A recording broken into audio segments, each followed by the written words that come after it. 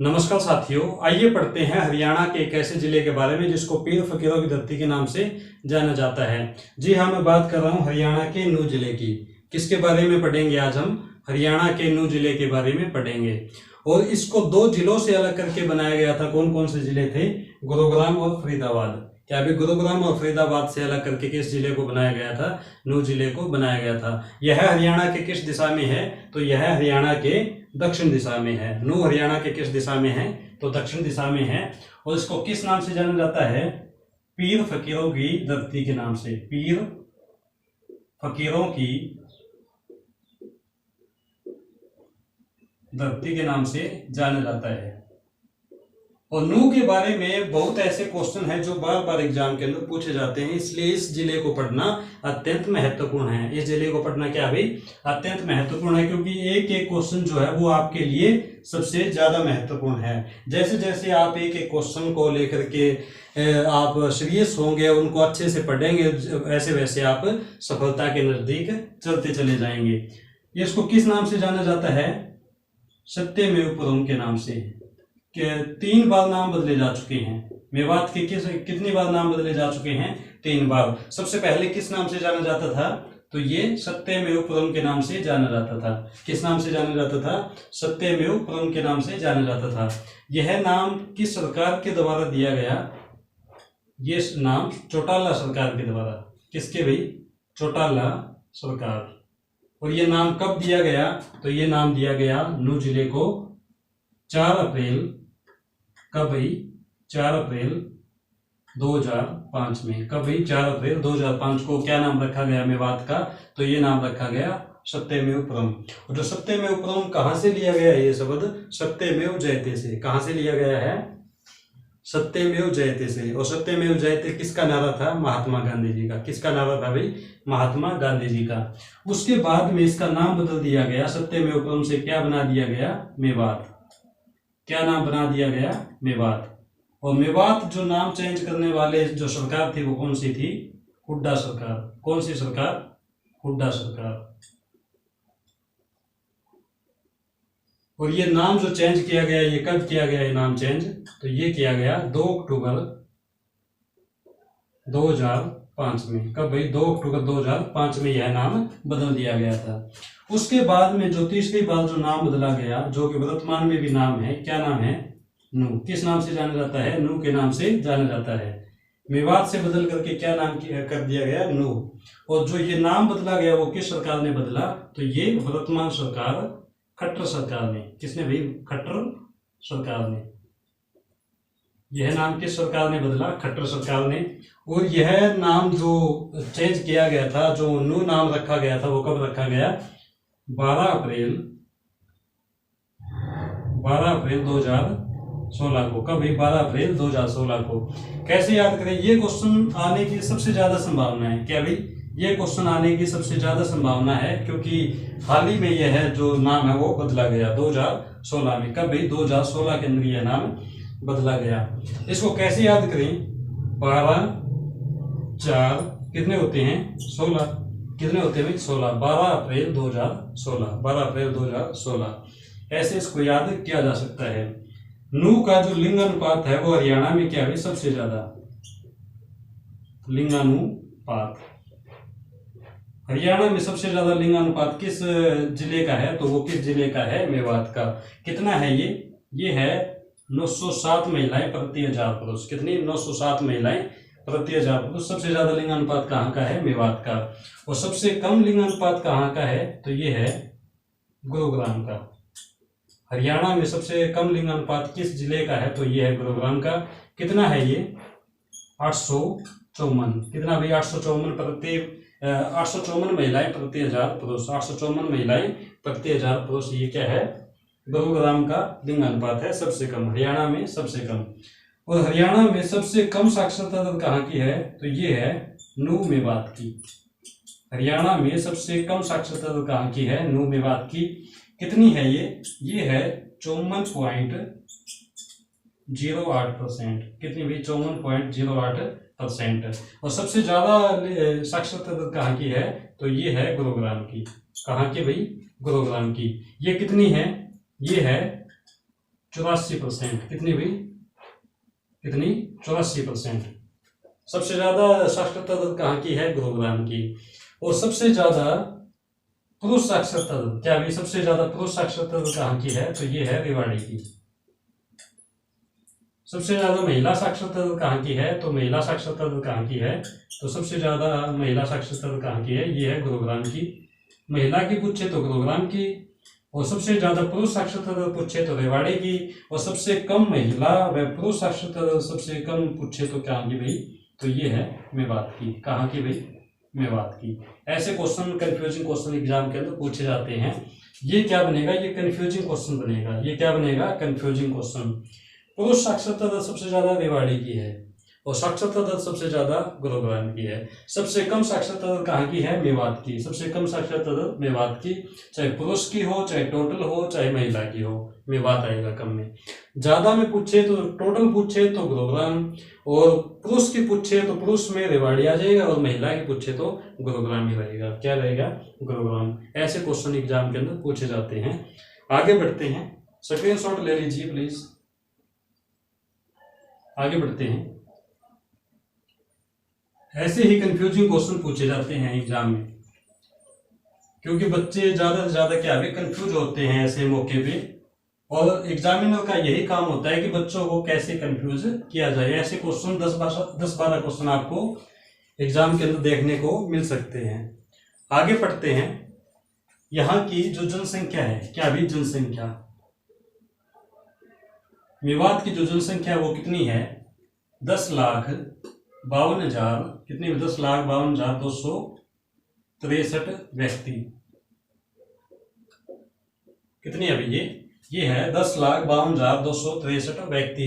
कहाँ की जनसंख्या है ये है मेवात की। कहाँ की जनसंख्या है, मेवात की। और सबसे ज्यादा जनसंख्या कहाँ की है, सबसे ज्यादा जनसंख्या है कहाँ की भाई, फरीदाबाद की। कहाँ की, फरीदाबाद की। और क्षेत्रफल में सबसे ज्यादा जो एरिया है वो कहाँ का है, क्षेत्रफल सबसे ज्यादा कहाँ का है, तो वो है सिरसा का। कहाँ का भाई, सिरसा का। पहले कौन सा हुआ करता था, भिवानी। क्षेत्रफल में सबसे ज्यादा क्षेत्रफल किसका, भिवानी का हुआ करता था।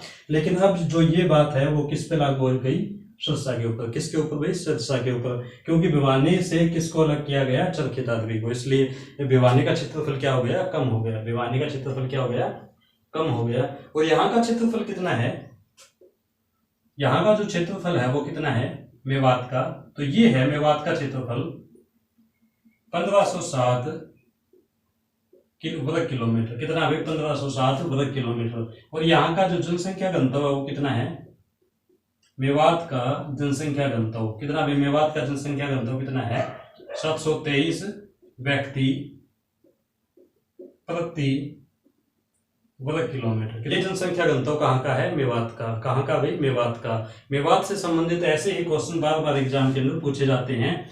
और मेवात के अंदर सबसे ज्यादा नमक का उत्पादन होता है। नमक का क्या भी, सर्वाधिक नमक का सबसे ज्यादा उत्पादन कहाँ पे होता है, मेवात में। कहाँ पे भाई, मेवात। मेवात बोल दीजिए, नू बोल दीजिए, या फिर सत्यमेव प्रथम बोल दीजिए। वर्तमान में किस नाम से जाना जाता है, नू के नाम से जाना जाता है। मेवात भी ऑप्शन में हो सकता है। सबसे ज्यादा क्या भी, सबसे ज्यादा मकबरे हरियाणा में सबसे ज्यादा मकबरे किस जिले में है, तो ये भी किस जिले में है, मेवात में। मकबरे भी सबसे ज्यादा किस जिले में है, मेवात में। और मुस्लिम समुदाय के लोग क्या भी, मुस्लिम क्या भी, मुस्लिम समुदाय के लोग भी सबसे ज्यादा कहाँ पे रहते हैं, तो ये मेवात में रहते हैं। कहाँ पे रहते हैं, ये मेवात के अंदर रहते हैं। हरियाणा में सबसे ज्यादा खरगोश भी कहाँ पे पाए जाते हैं, खरगोश। हरियाणा में सबसे ज्यादा खरगोश भी कहाँ पे पाए जाते हैं, तो ये भी कहाँ पे पाए जाते हैं, मेवात में। हरियाणा में सबसे ज्यादा खरगोश कहाँ पे पाए जाते हैं, मेवात में। ऊंट सबसे ज्यादा कहाँ पे पाए जाते हैं, तो ऊंट पाए जाते हैं सिरसा में। बकरी भी सबसे ज्यादा कहाँ पे पाई जाती है, सिरसा के अंदर। बकरी कहाँ पे पाई जाती है, सबसे ज्यादा सिरसा के अंदर पाई जाती है। और सबसे कम बकरी कहाँ पे पाई जाती है, तो वो पानीपत में। हरियाणा में सबसे कम बकरी कहाँ पे है, पानीपत में। और सबसे ज्यादा बकरी कहाँ पे है, सिरसा में। सबसे ज्यादा बकरी कहाँ पे है, सिरसा के अंदर है। गाय भी सबसे ज्यादा कहाँ पे है, सिरसा में। हरियाणा में सबसे ज्यादा गाय कहाँ पे है, सिरसा के अंदर है। ऐसे क्वेश्चन एग्जाम के अंदर बार बार पूछे जाते हैं। और यहाँ पे क्या है कि शिशु प्रजनन दर, क्या भाई, शिशु प्रजनन दर हरियाणा में सबसे ज्यादा शिशु प्रजनन दर कहाँ पे है? तो ये है मेवात में। कहाँ पर है अभी? मेवात के अंदर है। शिशु प्रजनन दर कहाँ पे है सबसे ज्यादा? मेवात के अंदर है। ऐसे क्वेश्चन एग्जाम के अंदर पूछे जाते हैं। मेव जाति के लोग भी सबसे ज्यादा कहाँ पे रहते थे? मेवात में। मेव जाति के क्या भी मेव जाति के लोग भी सबसे ज्यादा कहाँ पे रहते थे? मेवात में। इसलिए इसका नाम क्या पड़ा? मेवात। इसलिए इसका नाम क्या पड़ा? मेवात। और यहाँ पे क्या भी हरियाणा में सबसे कम सिख कहाँ पे रहते हैं? क्या भी जो सिख समुदाय के जो लोग हैं, क्या भी सिख समुदाय के जो लोग हैं वो सबसे कम कहाँ पे रहते हैं? सबसे कम मेवात में। सिखों की संख्या सबसे कम कहाँ पे है? मेवात में है। और सबसे कम SC ST समुदाय के लोग, क्या भाई SC ST समुदाय के लोग सबसे कम कहाँ पे रहते हैं? मेवात में। कहाँ पे रहते हैं सबसे कम? मेवात में। और सबसे ज्यादा कहाँ पे रहते हैं? तो सबसे ज्यादा रहते हैं फतेहाबाद में। फतेहाबाद में SC ST समुदाय के जो लोग हैं, हमारे भाई बंधु है, वो कहाँ पे रहते हैं? सबसे ज्यादा कहाँ पे रहते हैं? सबसे ज्यादा रहते हैं फतेहाबाद में। और सबसे कम कहाँ पे है? मेवात में। और सिख सबसे ज्यादा कहाँ पे है? सिख सबसे ज्यादा परसेंटेज के हिसाब से देखें, क्या भाई परसेंटेज के हिसाब से देखें, सिख सबसे ज्यादा कहाँ पे रहते हैं? सिरसा में। क्या भाई परसेंटेज के हिसाब से सबसे ज्यादा सिरसा में रहते हैं। और जनसंख्या के हिसाब से सबसे ज्यादा कहाँ पे रहते हैं सिख? तो ये अंबाला में। कहाँ पे रहते हैं सबसे ज्यादा? अंबाला में। जनसंख्या में देखें तो अंबाला में, और परसेंटेज में देखें तो सिरसा में सबसे ज्यादा सिख रहते हैं। और सिखों की हवेली कहाँ पे है? क्या भी सिखों की हवेली, सिखों की हवेली, सिखों की हवेली कहाँ पे है? तो सिखों की हवेली है गुरुग्राम में। कहाँ पे भी? गुरुग्राम में। और सिखों का क्या भी सिखों की जो प्रथम राजधानी, सिखों की प्रथम राजधानी, सिखों की प्रथम राजधानी कौन सी थी? लोहगढ़।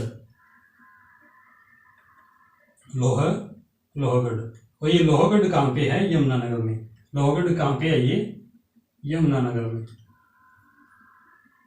लोहगढ़ कहाँ पे है? यमुनानगर में। सिखों की प्रथम राजधानी लोहगढ़, और सिखों की हवेली गुरुग्राम। सिखों की हवेली कहाँ पे है?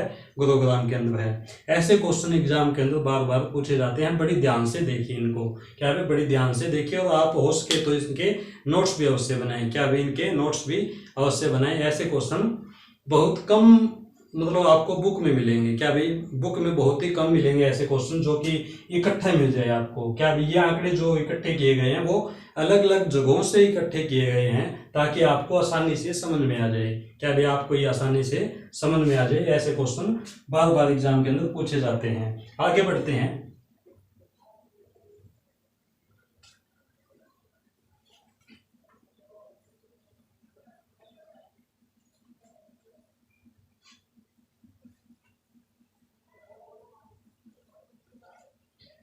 आगे बढ़ते हैं। यहां पर है गांधी पार्क। क्या भाई मेवात के अंदर क्या है? गांधी पार्क। कहां पे है अभी ये? मेवात में। कहां पर है? मेवात में। लेकिन गांधी आश्रम, क्या भाई गांधी आश्रम, गांधी आश्रम कहां पे है? तो ये गांधी आश्रम है पलवल में। गांधी आश्रम कहाँ पे है? पलवल में। और गांधी पार्क कहाँ पे है? मेवात में। गांधी पार्क कहाँ पे है? मेवात में। और गांधी आश्रम कहाँ पे है? पलवल में। कहाँ पर है? पलवल में। और इसको बनाने का काम किसने किया? नेताजी सुभाष चंद्र बोस ने। नेताजी सुभाष चंद्र बोस जी ने। इसको बनवाने का काम किसने किया? नेताजी सुभाष चंद्र बोस ने किया। ऐसे क्वेश्चन एग्जाम के अंदर पूछे जाते हैं। कंफ्यूजिंग क्वेश्चन है। गांधी पार्क मेवात में और गांधी आश्रम पलवल में। गांधी आश्रम पलवल के अंदर। वो इन्हीं से संबंधित है। एक जो गांव है, क्या भाई गांव है गासेड़ा गांव। गासेड़ा गांव। और गासेड़ा गांव का नाम बदल करके क्या कर दिया गया? गांधी ग्राम। गांधी ग्राम। मेवात के अंदर गासेड़ा गांव था, उसका नाम बदल करके क्या कर दिया गया? गांधी ग्राम किया गया। उसके बाद में एक और जो गांव है मरोड़ा गांव या फिर मरोड़ा गांव। बात एक ही है। इसको बदल करके क्या नाम दे दिया गया, इसको ट्रंप गांव, ट्रंप, क्या नाम दे दिया गया इसको, ट्रंप गांव नाम दे दिया गया। और यहाँ पे है कोटला झील, कोटला झील, मेवात के अंदर कौन सी झील है, कोटला झील है। और इस कोटला झील का जो वर्णन मिलता है वो किसमें मिलता है, बाबरनामा ग्रंथ में। किसमें भाई, बाबरनामा ग्रंथ में। किसमें मिलता है इसका वर्णन, बाबरनामा ग्रंथ में। किसमें वर्णन मिलता है, बाबरनामा ग्रंथ में। किस झील का वर्णन मिलता है, कोटला झील का। किसका मिलता है भाई, कोटला झील का इसमें वर्णन मिलता है।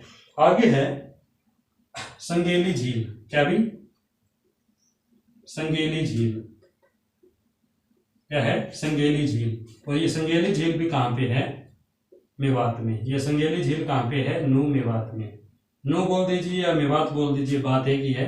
संगेली झील भी कहां पे है, नू मेवात में। कोटला झील भी कहां पे है, मेवात के अंदर है। इसका वर्णन किसमें मिलता है, बाबरनामा ग्रंथ में। कहां पे मिलता है इसका वर्णन, बाबरनामा ग्रंथ में। आगे है चंदेली झील, क्या भी, चंदेली झील। चंदेली झील भी कहां पे है, ये चंदेली झील भी है नू में। चंदेली झील भी कहां पे है, नू के अंदर है। और संगेली झील को किस नाम से जाना जाता है, एक उजीना झील के नाम से भी जाना जाता है, उजीना झील। इसको किस नाम से जाना जाता है, उजीना झील के नाम से भी जाना जाता है। ऐसे क्वेश्चन एग्जाम के अंदर पूछे जाते हैं, इसको बड़ी ध्यान से देखें। हो सके तो इनके नोट्स अवश्य बना ले। मैं ये बात बार बार कह रहा हूँ कि आप नोट्स बना लीजिए, क्योंकि नोट्स को पढ़ना आसान है और वीडियो को बार बार में देखना बड़ा मुश्किल है, क्योंकि इसमें नेट भी बार बार आपका खर्च होगा, ठीक है ना। इसीलिए आपसे निवेदन है कि आप इसका नोट्स अवश्य बनाएं, इसका नोट्स अवश्य बनाएं। आगे है, बहुत ही महत्वपूर्ण है, हसन खां मेवाती कॉलेज, हसन खां मेवाती कॉलेज। अभी हसन खां मेवाती कॉलेज कहाँ पे है, ये है नल्हड़ में। कहाँ पे भाई, नल्हड़ में। और ये कहाँ पे पड़ता है, नू में। नल्हड़ कहाँ पे पड़ता है, नू के अंदर पड़ता है। और इससे आगे है, जैसे कि एग्जाम के अंदर बार बार पूछा जाता है कि चंदेली झील कहाँ पे है, संगेली झील कहाँ पे है, कोटला झील कहाँ पे है। और जो ये नाम बदले गए, घासेड़ा गांव का नाम बदला गया, मरोड़ा में या मरोड़ा गांव का नाम जो बदला गया, ये क्वेश्चन एग्जाम के अंदर पूछे जाते हैं। आगे है तावड़ू का किला, क्या भाई, तावड़ू का किला। तावड़ू का किला कहाँ पे है, तावड़ू का किला। तावड़ू का किला भी कहाँ पे है, तो ये तावड़ू का किला कहाँ पे है, नू में। तावड़ू का किला कहाँ पे है, नू के अंदर है। और प्रथम, क्या भी, mobile court, mobile court. Haryana की प्रथम, क्या भी, हरियाणा की प्रथम मोबाइल कोर्ट कहाँ पे बनाई गई है, नू मेवात के अंदर। कहाँ पे बनाई गई, नू मेवात के अंदर। कब बनाई गई है, 2007 में। कब भाई, 2007 में। इस कोर्ट को हिंदी में किस नाम से जाना जाता है, चल न्यायालय के नाम से। चल न्यायालय किस नाम से जाना जाता है, चल न्यायालय के नाम से जाना जाता है। इसको क्या कहा जाता है, मोबाइल कोर्ट। हरियाणा के प्रथम चल न्यायालय या फिर मोबाइल कोर्ट कहाँ पे बनी, ये बनी भाई नू मेवात में। कहाँ पे बनी, नू मेवात के अंदर बनी। उससे आगे है देहरा मंदिर। देहरा मंदिर भी कहाँ पे है, तो ये देहरा मंदिर भी कहाँ पे है, नू में। देहरा मंदिर भी कहाँ पे है, नू के अंदर है। आगे बढ़ते हैं, चूहीमल का तालाब, क्या है, चूहीमल का तालाब। चूहीमल का तालाब कहाँ पे है, नू के अंदर है। चूहीमल का तालाब भी कहाँ पे है, नू के अंदर है। छुई मुई का तालाब, क्या है, छुई मुई का तालाब। क्या है, छुई मुई का तालाब कहाँ पे है, ये भी कहाँ पे है, नू में। छुई मुई का तालाब भी कहाँ पे है, नू में है। शेख मूसा की मजार, क्या भाई, शेख मूसा की मजार। शेख मूसा की मजार कहाँ पे है, तो ये भी कहाँ पे है, नू के अंदर है। शेख मूसा की मजार कहाँ पे है, नू के अंदर है। इसको ऐसे भी कनेक्ट कीजिए, मूसा में मैं, और मैं से क्या बन गया, मेवात। मैं से क्या बन गया, मेवात। ऐसे भी इसको कनेक्ट किया जा सकता है। यहां से जो कंफ्यूजिंग क्वेश्चन ये बनता है कि शेख मूसा की मजार कहाँ पे है, नू में है। और शेख तैयब का मकबरा, क्या भी, शेख तैयब का मकबरा। शेख तैयब का मकबरा कहाँ पे है? तो तैयब का मकबरा कहाँ पे है? कैथल में। शेख तैयब का मकबरा कहाँ पे है? कैथल में है। और शेख चिल्ली का मकबरा, क्या भी, शेख चिल्ली का मकबरा, शेख चिल्ली का मकबरा कहाँ पे है? थानेश्वर में। कहाँ पे है भैया? थानेश्वर में।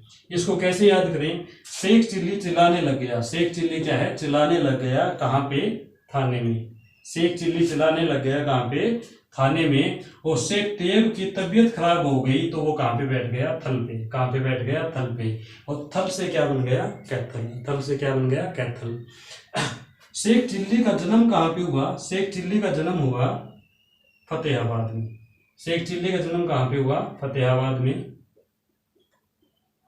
और शेख चिल्ली का मकबरा कहाँ पे है? थानेश्वर में। मकबरा थानेश्वर में है और जन्म कहाँ पे हुआ? ये हुआ फतेहाबाद के अंदर। यहां से संबंधित है हसन खां मेवाती।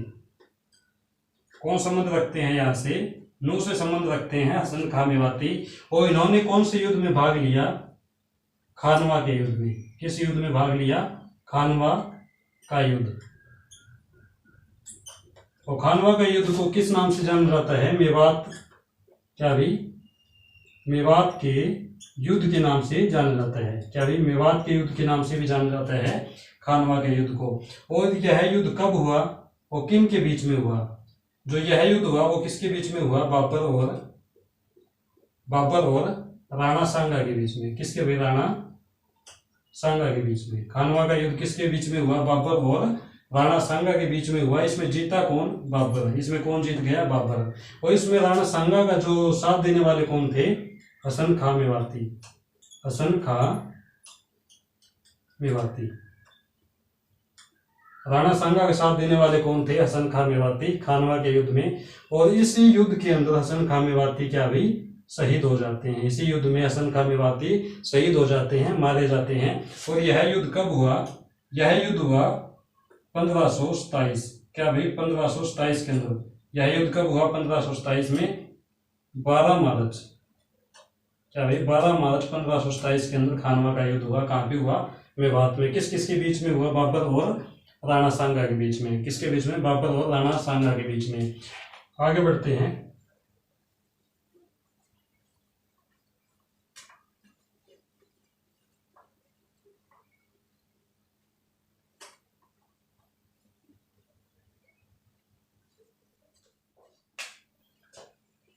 यहां से संबंधित है तैयब हुसैन। कौन भाई? तैयब हुसैन। मेवात से संबंधित है तैयब हुसैन। और ये 3 राज्यों के मंत्री भी रह चुके हैं। किन के भाई? राजस्थान, पंजाब और हरियाणा। क्या भाई? हरियाणा के एकमात्र ऐसे व्यक्ति जो 3 राज्यों के मंत्री भी रह चुके हैं।